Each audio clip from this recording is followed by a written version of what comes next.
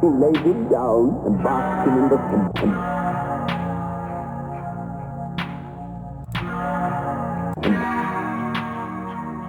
Basks him in the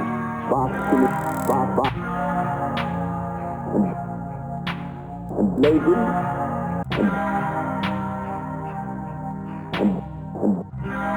and basks him in the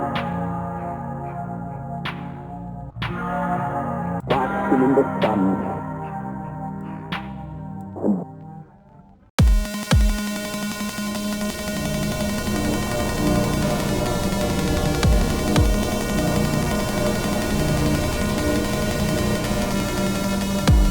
If you look at an individual ant,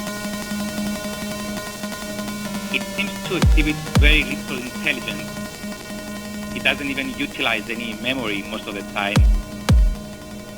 Ants tend to react to their environment, they sense it, and then they simply react to what they have sensed. And in some cases, they often act randomly.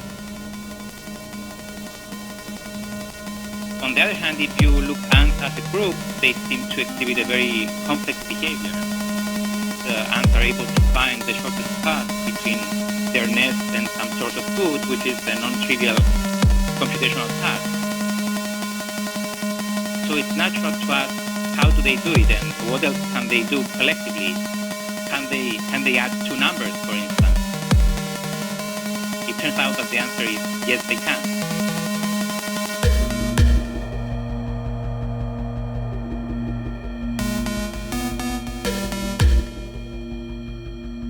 My name is Loizos Michael.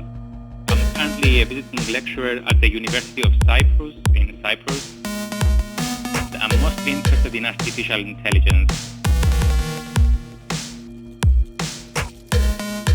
You can think of ants as corresponding to electrons in a computer, so the tiny particles that move within wires and whose movement corresponds to electric current. Pretty much in the same way that electrons combine to make an electronic circuit, you can do a similar kind of a trick, maybe you can say that, with ants. Just like electrons, ants just move with the flow without doing any real thinking.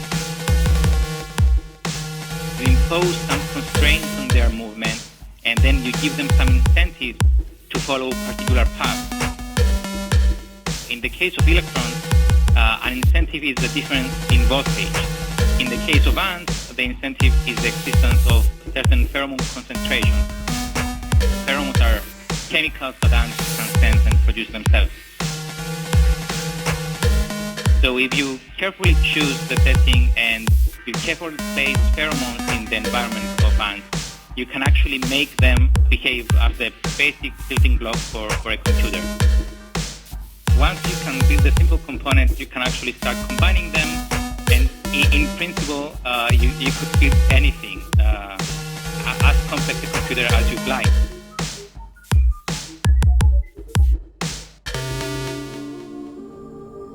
The broader understanding within the field of artificial intelligence, at least, is that intelligence can emerge as a global phenomenon, even if the individuals involved are not necessarily intelligent themselves.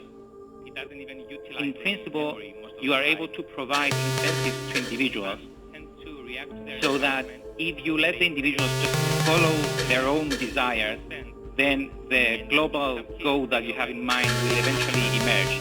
You don't have to go at the individual level and program things. You just let things be, and you give incentives, and you get your global behavior.